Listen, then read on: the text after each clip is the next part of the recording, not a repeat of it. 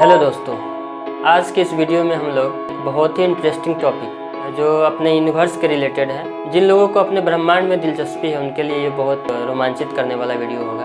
तो आज हम लोग डिस्कशन करने जा रहे हैं अर्सा मेजर कंस्टलेशन के बारे में, यानी हिंदी में इसे वृहद सप्तर्षि तारामंडल बोलते हैं। ये बहुत ही फेमस तारामंडल है। उससे पहले से जानेंगे कि कंस्टलेशन क्या होता है। Constellation basically a group of stars होता है जो एक स्पेशल फॉर्म क्रिएट करता है तारामंडल में, यानी तारा का समूह होता है जो एक स्पेशल आकृति क्रिएट करता है, तो उसे हम लोग तारामंडल कहते हैं। अपने पूरे यूनिवर्स में टोटल 88 कंस्टलेशन है, यानी 88 तारामंडल है, और उसमें अर्सा मेजर और अर्सा माइनर ये दोनों बहुत ही फेमस है, क्योंकि अर्सा मेजर कंस्टलेशन और अर्सा माइनर कंस्टलेशन हजारों सालों से लोग इसके बारे में जानते हैं। जैसे कि ग्रीक और रोमन भी इसके बारे में जानते थे, या अमेरिकन कनाडा सिविलाइजेशन जो भी है उनका भी साइंटिस्ट लोग इसके बारे में जानते हैं। तो अर्सा मेजर और अर्सा माइनर ये कंस्टलेशन में स्पेशल क्या बात है, लोग इसके बारे में क्यों डिस्कशन करते हैं ज़्यादातर, और ये अपने इंसान के लिए क्यों इतना फायदेमंद है, तो आइए इसके बारे में बात करते हैं। दोस्तों, आजकल हम लोग डायरेक्शन पता करने के लिए कंपास का यूज़ करते हैं। तो ऐसे तो नॉर्मल अगर हम लोग अर्थ पे है,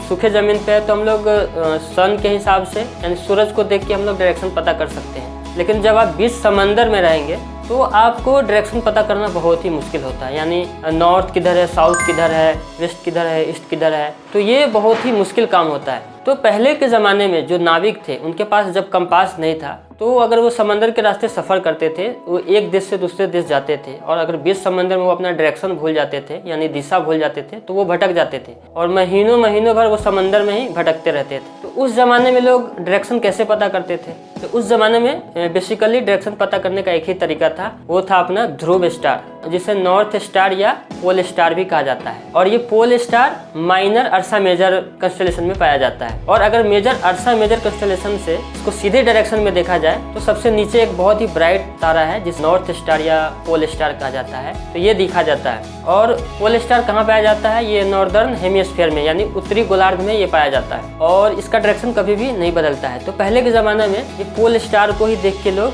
नेविगेशन करते थे, यानी अपना एक डायरेक्शन पता हो जाता कि उत्तर में पोल स्टार है, तो उसके हिसाब से साउथ, ईस्ट और वेस्ट ये सब पता करके लोग एक जगह से दूसरी जगह ट्रैवल करते थे, सेफली ट्रैवल कर पाते थे। फ्रेंड्स, तो अर्सा मेजर और अर्सा माइनर और पोल स्टार को थोड़ा और अच्छे से समझने के लिए हम लोग व्हाइट बोर्ड का सहारा लेंगे। यहाँ पे थोड़ा ग्राफ्स के जरिए मैं आपको बताऊंगा कि इसका डायरेक्शन क्या है, नॉर्थ स्टार को हम लोग कैसे फाइंड करते हैं। नॉर्दर्न हेमिस्फीयर में, यानी उत्तरी गोलार्ध में, हेमिस्फीयर में ये तारा दिखाई जाती है, ये तारामंडल दिखाई जाता है, जिसे हम लोग अर्सा मेजर बोलते हैं।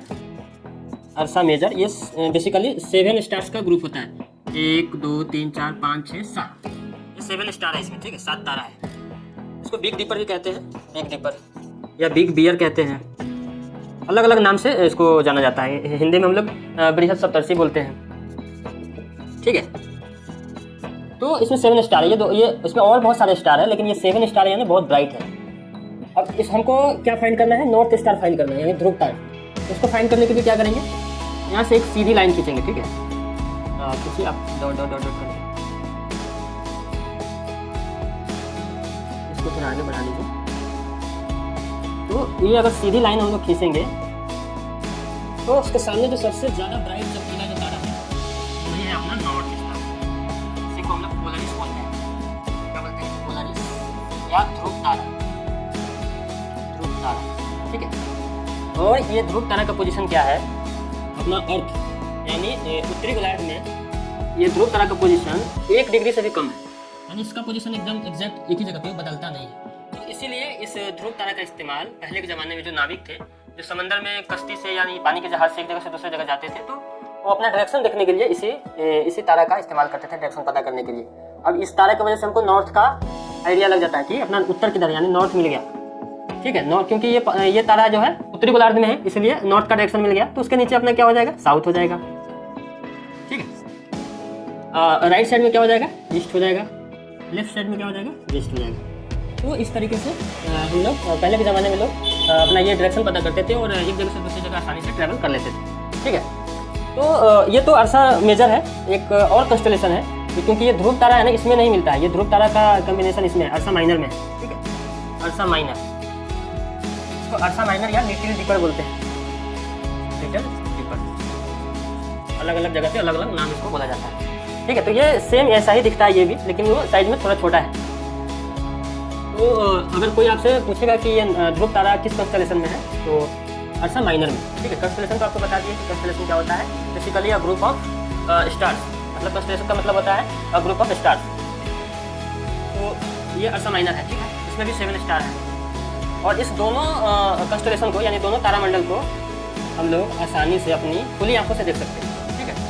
क्योंकि इसका जो है ब्राइटनेस मैग्नीट्यूड है 1.98, ये नॉर्थ स्टार का, ठीक है। और जो हमारी आंख है ना, वो 3 एम्पेरियल मैग्नीट्यूड तक देख सकते हैं। इसलिए हम लोग खुली आंखों से आराम से नॉर्थ स्टार को देख सकते हैं। तो ये आपको समझ में आ गया कि कभी भी अगर हमको नॉर्थ स्टार को फाइंड करना होगा तो मार्च अप्रैल के महीने में अगर आप आसमान में उत्तरी गोलार्ध में, यानी उत्तर की तरफ अगर आप देखेंगे रात में आसमान में, तो आपको ये सितारा दिखाई देगा, ठीक है।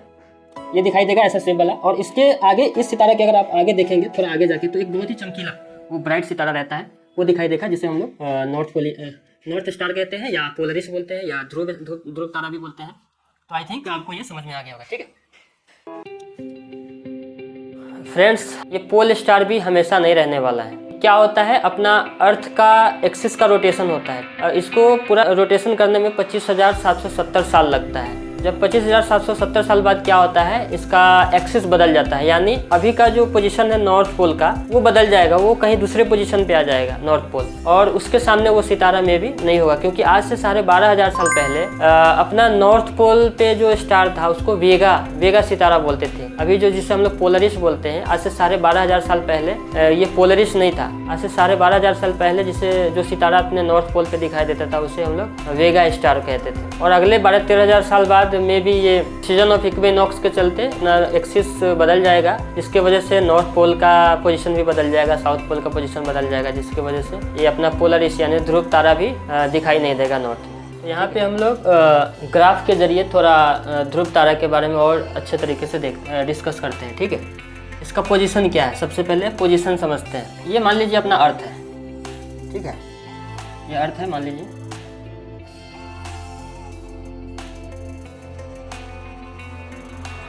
तो नॉर्थ सेलेस्टियल पोल मान लीजिए यहाँ, ठीक है। ये नॉर्थ हो गया, ये साउथ हो गया, ईस्ट हो गया, ये वेस्ट हो गया। तो पोलरिस यानी ध्रुव तारा का पोजीशन क्या है, नॉर्थ सेलेस्टियल पोल से 1 डिग्री से भी कम का अंतर है, ठीक है।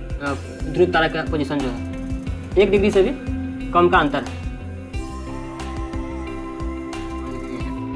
तो क्या होता है कि ये जो पोल स्टार है ना, नॉर्थ सेलेस्टियल पोल से 1 डिग्री का भी कम डिफरेंस है, जिसके वजह से क्या होता है, इसका पोजीशन है ना नहीं बदलता है। यानी आप किधर से भी देखेंगे तो ये इसका पोजीशन सेम रहता है, ठीक है। तो इसकी वजह से हम लोग को डायरेक्शन समझने में आसानी हो जाती है। अपना इसको देख के समझ जाते हैं कि नॉर्थ किधर है, उसके जरिए साउथ मिल जाता है, ईस्ट मिल जाता है और वेस्ट मिल जाता है, ठीक।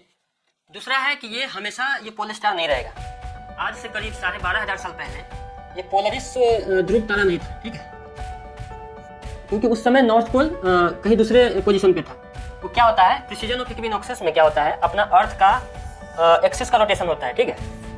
जैसे ये अपना अर्थ है, ये एक्सिस है इसका, ये 23 डिग्री एंगल पे तो ये झुका हुआ है ना, तो ये एक्सिस का भी रोटेशन होता है, और ये पूरा रोटेशन होने में लगभग 25,770 साल लग जाता है, ठीक है।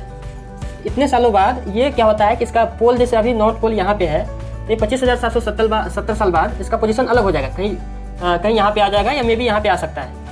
तो उस समय क्या हो जाएगा, अपना पोल के ऊपर ये पोल स्टार नहीं दिखाई देगा, इसके जगह पे कहीं कोई दूसरा सितारा आ सकता है, ठीक है। तो लगभग 25,770 साल बाद ये अपना ये धुरी बदल जाएगा, यानी चेंज हो जाएगा एक्सिस ऑफ रोटेशन की वजह से, और इसका जो नॉर्थ पोल हो जाएगा वो भी बदल जाएगा, जिसकी वजह से अपना ये पोल स्टार नहीं रहेगा। तो करीब आज से 12,500 साल पहले, 12 या 13,000 साल पहले, ठीक है, अपना नॉर्थ स्टार एक वेगा नाम का स्टार था, ठीक है। वेगा नक्षत्र में एक वेगा नाम का स्टार था, वो था अपना नॉर्थ स्टार। लेकिन ये इसका एक्सिस बदलते गया सीजन ऑफ द इक्विनॉक्सेस की वजह से, तो अपना नॉर्थ पोल दूसरा आ गया, जैसे यहाँ पे पोजीशन पे आ गया, और इस पोजीशन पे अभी पोलरिस है यानी ध्रुव तारा है, ठीक है। तो अगले 12-13,000 साल बाद ये ध्रुव तारा भी नहीं रहेगा, ठीक है। तो उसके जगह पे मे भी कोई दूसरा सितारा आ सकता है।